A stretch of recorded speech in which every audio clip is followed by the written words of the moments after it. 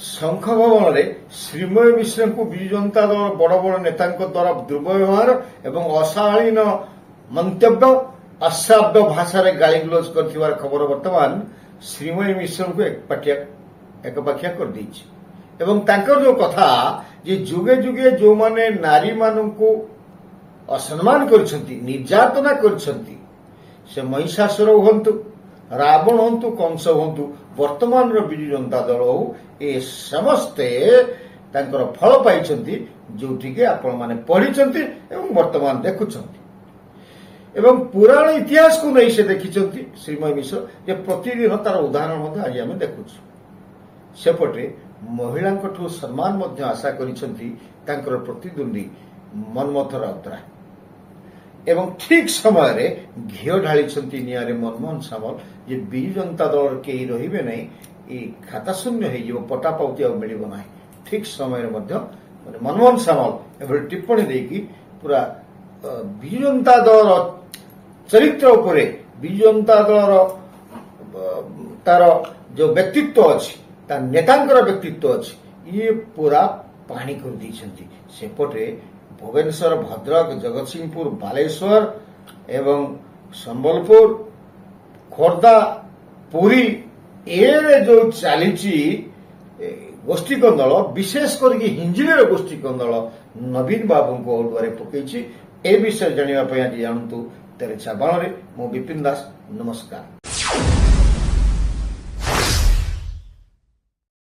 बहुत पानी भर महानदी बोईचरण ब्राह्मण ने खरस्रोतार बोई जाइए रही समस्त तो आपण घरे भाई भौणी 4 जण थिले आपण भितर मनांतर मतांतर होउथबो सेटा आपण माँ बापा सॉल्यूशन देबे ना कैमरा आगे आसिलो सॉल्यूशन हो।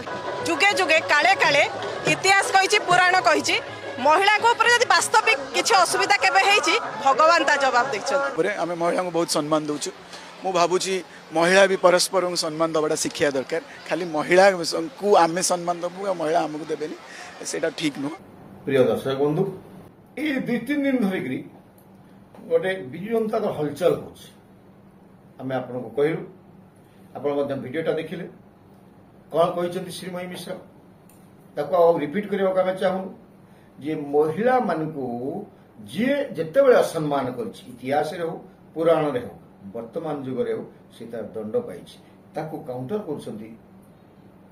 कर टिकेट काटिकी टिकेट नहीं मनमोहन राउतराय सुर राउतराय पुओ से कहते केवल महिला सम्मान योग्य नुहति आम सम्मान देवु कि महिला मान पुरुष को सम्मान देवा दरकार कौन भावुंट सी कहते जुगे जुगे जुगे महिला को असम्मान कर फल पाई ये कहते महिला केवल महिला को सम्मान योग्य नुहे महिला मान सम्मान देवा कथा आप दुईटा कथा शुणिले ए कथा कौन प्रतीयमान होची विजु जनता दल सब ठीक ठाक चली ना स्वास्थ्य अवस्था ठीक ना श्रीमय मिश्र भुवनेश्वर संगठन को दुर्बल कर जो मनमोहन राउतराय हारीगले ये सीधा सड़क अभियोगटे मनमोहन राव और गोष्ठी कौटी नवीन निवास जो नवीन निवास मशाटे उड़वा भय करुला से खंड प्रलय खोर्धा जिलार जिते समीक्षा बैठक बसी से समीक्षा बैठक में श्रीमयी मिश्र पर्यवेक्षक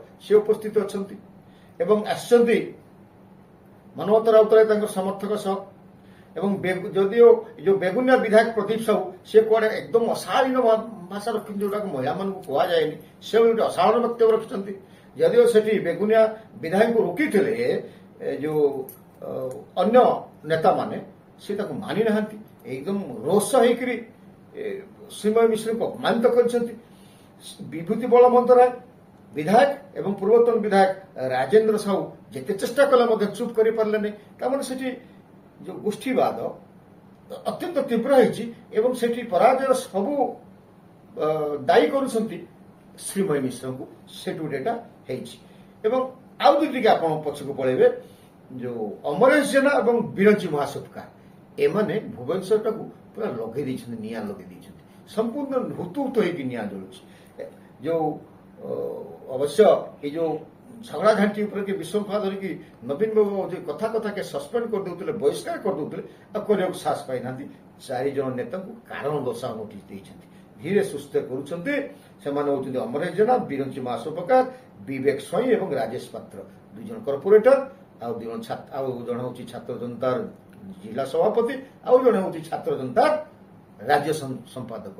ଏମାନଙ୍କୁ ଦେଇଛନ୍ତି ତ ସୋକଜ। ତାପରେ ବସିଛି କର୍ପୋରେଟର ବୈଠକ। ଏ ଯୋଉ କର୍ପୋରେଟର ବୈଠକ ମଧ୍ୟ ଆପଣ ଦେଖିବେ ଭୁବନେଶ୍ୱରରେ 40 ପାଖାପାଖି କର୍ପୋରେଟର ଗୋଟେ ସମାନ୍ତରାଳ ବୈଠକ କରୁଥିଲା ବେଳେ 30 ବୈଠକଙ୍କୁ କର୍ପୋରେଟରକୁ ନେଇକି ବୈଠକ କରିଛନ୍ତି ସୁଲୋଚନା ଦାସ ମେୟର। ଏବଂ ଇଏ ବର୍ତ୍ତମାନ ମଧ୍ୟ ସୁଲୋଚନା ଦାସଙ୍କର ଅସ୍ତିତ୍ୱ ସ୍ଥିତିତ୍ୱ ମେୟର ପଦବୀ ପ୍ରତି ବିପଦ ଦେଖାଗଲାଣି। କଣ କେତେବେଳେ ହବ ଭୁବନେଶ୍ୱରରେ ସେଇଟା ନା ନବୀନ ନିବାସ ଜାଣିପାରୁଛି, ନା ସେଠି ଯୋଉ ନବୀନ ନିବାସ ଭିତରେ ଯୋଉ ବସିଛନ୍ତି ବ୍ରେନ୍ ସିଏ କିଛି ଜାଣିପାରୁଛନ୍ତି। ସବୁଠୁ ବଡ କଥା ହଉଛି ଏକାମ୍ରରେ ହିଁ କଥା ହଉଛି। ନାକ ତଳେ ଯୋଉ ନବୀନ ବାବୁଙ୍କର ଯୋଉ ସଂଘ ଭବନ ହଉଛି ଏକାମ୍ରରେ, ସେଇଠି ସବୁ ଗଣ୍ଡଗୋଳ ହଉଛି। ତାକୁ ନବୀନ ବାବୁ କଣ୍ଟ୍ରୋଲ କରିପାରୁନାହାନ୍ତି। ଭୁବନେଶ୍ୱର ତ ଜଳୁଥିଲା, ଭଦ୍ରକ ଜଳିଲାଣି। ଭଦ୍ରକ ସେଇ ସଂଘ ଭବନରେ ବାଡିଆ ପିଟା, ବବିଦାସ ଦୌଡ଼ି ଆସିକି ମୁହଁରେ ବନ୍ଦ କରୁଛନ୍ତି, ଚାପି ଦଉଛନ୍ତି, ପାଟି କରୁନି। ତାପରେ ସେଠି ମଧ୍ୟ ଗୋଷ୍ଠୀ କନ୍ଦଳ। ଯେ ଏଇ ଯୋଉ ଗୋଷ୍ଠୀ କନ୍ଦଳ ଭିତରେ ଆପଣ ପାରାଦୀପ କଥା ଆଉ ସେଟା କହିବୁ, ଚାରିଆଡେ ତ ଚାଲିଛି। ବର୍ତ୍ତମାନ ମନମୋହନ ସାମଲଙ୍କ ଯୋଉ ବିବରଣୀ ରହିଛି ବିସ୍ଫୋରକ ବୟାନ, ଯେ ବିଜୁ ଜନତା ଦଳ ଖାଲି ହେଇଯିବ। ବିଜୁ ଜନତା ଦଳ କେହି ରହିବେ ନାହିଁ। ଶତାଧିକ ନେତା ଭାରତୀୟ ଜନତା ପାର୍ଟି ସହ ସାମିଲ ହେବା ପାଇଁ ଆବେଦନ କରିଛନ୍ତି ଏବଂ ସବୁଠୁ ବେଶୀ ପଞ୍ଚାୟତସ୍ତରୀୟ କାର୍ଯ୍ୟକର୍ତ୍ତା ନେତା ହିଞ୍ଜିଳରୁ ଆସିଛନ୍ତି ଏବଂ ଭାରତୀୟ ଜନତା ପାର୍ଟି ସାଙ୍ଗରେ ମିଶିବେ ବୋଲି ଦରଖାସ୍ତ କରିଛନ୍ତି। ମନମୋହନ ସାମଲ ଏକଥା କହିଛନ୍ତି, ଠିକ୍ ସମୟରେ କହିଛନ୍ତି। ଏବଂ ହୁତୁ ହୁତୁ ହେଇକି ଜଳୁଛି ନବୀନ ବାବୁଙ୍କର ଗଡ଼, ହୁତୁ ହୁତୁ ହେଇ ଜଳୁଛି ବିଜୁ ପଟ୍ଟନାୟକଙ୍କ ନାମରେ ନାମିତ ଜନତା ଦଳ। ସେତେବେଳେ ମନମୋହନ ସାମଲ ନିଆଁରେ ଘିଅ ପକେଇବା ଭଳିଆ ପୁରା ଏକଦମ ଗୁଆ ଘିଅ 2 କୁଇଣ୍ଟାଲ ଖଣ୍ଡେ ପକେଇ ଦେଇଛନ୍ତି। ସମସ୍ତେ ନିରବ ଛାନିଆ, କାରଣ ଅତୀତରେ ମନମୋହନ ଯେତେବେଳେ ଯାହା କହିଛନ୍ତି ସତ ହେଇଛି। ଅତୀତରେ ନିର୍ବାଚନ ପୂର୍ବରୁ କହିଥିଲେ 50ରୁ ଉର୍ଦ୍ଧ୍ୱ ବିଧାୟକ ଏବଂ ସାଂସଦ ପ୍ରାର୍ଥୀ ଆସିକି ମିଶିଲେ। ବର୍ତ୍ତମାନ ପୂର୍ବରୁ ତ କହୁଥିଲେ ଯୋଉମାନେ ଭାରତୀୟ ଜନତା ପାର୍ଟିର ନେତା ସ୍ପୋକ୍ସ ପର୍ସନ କହୁଥିଲେ, ସଭାପତି କହିନଥିଲେ। ବର୍ତ୍ତମାନ ଯୋଉ ସଭାପତି କହିଛନ୍ତି, ଇଏ ମଧ୍ୟ ବିଜୁ ଜନତା ଦଳ ଭିତରେ ହୃତ୍ସ୍ପନ୍ଦନ ବୃଦ୍ଧି କରିଛି। କିଏ ଯିବ କଣ ନାହିଁ, ଏପଟରେ ଝଗଡ଼ା ଝାଣ୍ଟି, ସେପଟରେ ମନମୋହନଙ୍କର କଥା, ମନମୋହନଙ୍କର ସମାଲୋଚନା, ମନମୋହନଙ୍କର ବିସ୍ଫୋରକ ବୟାନ। କାରଣ ଅତୀତରେ ମନମୋହନ ଏମିତି କହିଥିଲେ 2 ଜଣ ରାଜ୍ୟସଭା ସାଂସଦ ପଳେଇ ଆସିଲେ। ଏ ଭିତରେ କିଂକର୍ତ୍ତବ୍ୟମୂଳ ଅବସ୍ଥାରେ ଅଛନ୍ତି ନବୀନ ପଟ୍ଟନାୟକ ଏବଂ ତାଙ୍କର ଯୋଉମାନେ ଅଛନ୍ତି ଦଉଛନ୍ତି, ଯେଉଁମାନେ ତାଙ୍କୁ ବୁଦ୍ଧିଦାତା, ସେମାନେ ଗୋଟେ କିଂକର୍ତ୍ତବ୍ୟମୂଳରେ ରହିଛନ୍ତି। ସବୁଠୁ ବଡ଼ କଥା ହଉଛି ବର୍ତ୍ତମାନ ଅନାସ୍ଥା ଚାଲିଛି। এই নগদ 2-4টা অনাস্থার কটি হয়েছে বিজু জনতা দলের নেতা মানে, যে ব্লক অধ্যক্ষ হুম, মুনিসিপালিটি অধ্যক্ষ হুম, এনএসি অধ্যক্ষ হুম। বর্তমান সুলোচনা দাসଙ୍କର ସ୍ଥିତି କ'ଣ ହେବ? ବର୍ତ୍ତମାନ ବିଧାୟକ, ପୂର୍ବତନ ବିଧାୟକ ଭିତରେ ଯୋଉ ଲାଗିଛନ୍ତି, 30-40 କର୍ପୋରେଟର ହେଇଛନ୍ତି। ବର୍ତ୍ତମାନ 30 କର୍ପୋରେଟର ସୁଲୋଚନାଙ୍କ ସାଙ୍ଗରେ ଅଛନ୍ତି, 40 କର୍ପୋରେଟର ପାଖାପାଖି ସୁଲୋଚନାକୁ ବିରୋଧ କରୁଛନ୍ତି। এই ଯୋଉ ବିଧାୟକ କଳି ଭିତରେ ସୁଲୋଚନା ଦାସ ବଳି ପଡ଼ିଯିବେ, ଏଭଳିଟା ମଧ୍ୟ ଆମକୁ ଜଳ ଜଳ ହିଁ ଦେଖାଯାଉଛି। ଯଦି ଆମେ ପୁରୁଣା ଇତିହାସକୁ ପଲଟେଇବା, ବିଜୁ ଜନତା ଦଳ ଧୋକା ଦେଇକି ଆସିଥିଲା। ବିଜୁ ଜନତା ଦଳ ଅତୀତରେ ଜନତା ଦଳ ସହ ଧୋକା ଦେଇକି ଗଠନ ହେଇଥିଲା, ଭାରତୀୟ ଜନତା ପାର୍ଟି ସହ ମେଣ୍ଟ କରିଥିଲା ଏବଂ ଭାରତୀୟ ଜନତା ପାର୍ଟିରୁ ସବୁ ନେତାଙ୍କୁ ନେଇଯାଇକରି ପୁଣି ଭାରତୀୟ ଜନତା ପାର୍ଟିକୁ ଧକ୍କା ଦେଇକରି ବିଦା କରିଦେଇକି ସରକାର କରିଥିଲା। ଭାରତୀୟ ଜନତା ପାର୍ଟି ଏବଂ କଂଗ୍ରେସ ଦଳରୁ ପୋଲିସ ଭିଜିଲାନ୍ସ ଭୟ ଦେଖେଇକି ବଡ଼ ବଡ଼ ନେତାଙ୍କୁ ନେଇକି ଆସିକରି ସବୁ ଦଳକୁ ଦୁର୍ବଳ କରିଦେଇଥିଲା। କଂଗ୍ରେସ ତ ସମ୍ପୂର୍ଣ୍ଣ ମୂଳପୋଛ ହେଇଯାଇଛି, ବିଜୁ ଜନତା ଦଳକୁ ଆସିଥିଲା। ଏ ଧୋକାରେ ତିଆରି ହେଇଥିବା ବିଜୁ ଜନତା ଦଳ ପୁଣି এই ଧୋକାରେ ଶେଷ ହେଇଯିବ। ଏବଂ ଯଦି ମନମୋହନ ସାମଲଙ୍କର ବକ୍ତବ୍ୟକୁ ଆମେ ଗ୍ରହଣ କରିବା, ତାହେଲେ ବହୁ ଅଳ୍ପ ଦିନରେ ବିଜୁ ଜନତା ଦଳର ଶେଷ ଘଣ୍ଟି ବାଜିବ। ଯେତେ ଯାହା କଲେ ମଧ୍ୟ ନବୀନ ବାବୁ ଯେତେ ଯାହା କଲେ ମଧ୍ୟ ଏ ଦଳକୁ ପୁନର୍ଗଠନ କରିପାରିବେ ନାହିଁ। ଯେତିକି ଆମେ ଆପଣଙ୍କୁ କହୁଛୁ, ନବୀନ ବାବୁ ଯୋଉଟା ସରକାର ଯୋଉ 100 ଦିନ ସରକାରକୁ ଯେତିକି ଆକ୍ରମଣ କରୁଛନ୍ତି, ସେଇ ଆକ୍ରମଣଟା ତାଙ୍କୁ ହିଁ ବୁମେରାଙ୍ଗ ହେଉଛି। କାରଣ 100 ବର୍ଷ ଭିତରେ, ଏ 100 ଦିନ ଭିତରେ ସରକାର କିଛି କରିପାରିବ ନାହିଁ ଏବଂ ଆଗାମୀ 6 ମାସ ପରେ ଏ ସରକାରକୁ ସମାଲୋଚନା କଲେ ଠିକ୍ ହେବ। এই କଥା ନବୀନ ବାବୁ କିଏ ବୁଝେଇ ପାରୁନାହାନ୍ତି। କେବଳ ଔଷଧର ଆଗରେ ତାଟିଆ କାମୁଡୁଛନ୍ତି। ନିଜ ଦଳ ଯେତେବେଳେ ଭାଙ୍ଗି ଯାଉଛି, ନିଜ ଦଳ ଯେତେବେଳେ ବିଶୃଙ୍ଖଳା ହେଉଛି, ସେତେବେଳେ ଗୋଟିଏ ମାତ୍ର ଔଷଧ ହେଉଛି ଭାରତୀୟ ଜନତା ପାର୍ଟିକୁ ଗାଳି କରିବା ଏବଂ ଏ ମାଧ୍ୟମରେ ବିଭିନ୍ନ କାର୍ଯ୍ୟକ୍ରମ କରିବା ଏବଂ କାର୍ଯ୍ୟକ୍ରମରେ এই ଅସନ୍ତୁଷ୍ଟ ଲୋକମାନଙ୍କୁ ଆଣିକି ସାମିଲ କରିବା ଏବଂ ଦଳୀୟ ସଂଗଠନକୁ ମଜବୁତ କରିବା କିନ୍ତୁ ହଉନି।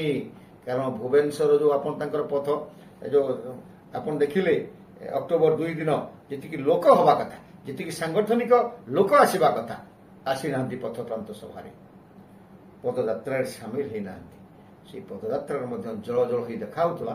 ଯୋଉ ପଦଯାତ୍ରାରେ ଆପଣଙ୍କୁ ଆମେ ପ୍ରଥମେ ଦେଖେଇଲୁ ଯେ କହିଲେ ଶ୍ରୀମୟୀ ମିଶ୍ର ଯେ ମହିଳାଙ୍କୁ ଯେ ଅପମାନିତ କରୁଛି ସେ ଧ୍ୱଂସ ହେଇଛି ଏବଂ ସେଇ ପଦଯାତ୍ରାରେ ଆମେ ଯୋଉଟା ଆପଣଙ୍କୁ ଦେଖେଇଲୁ ମନମତ ରାଉତରାୟ କହିଲେ ମହିଳାମାନେ ଖାଲି ସମ୍ମାନ ନେବେ ନାହିଁ, ଦେବା ମଧ୍ୟ ସମ୍ମାନ ଦେବା ମଧ୍ୟ ଶିଖିବା ଉଚିତ।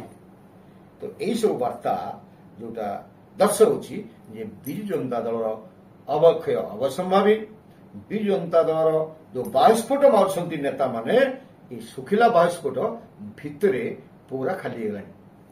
ନମସ୍କାର।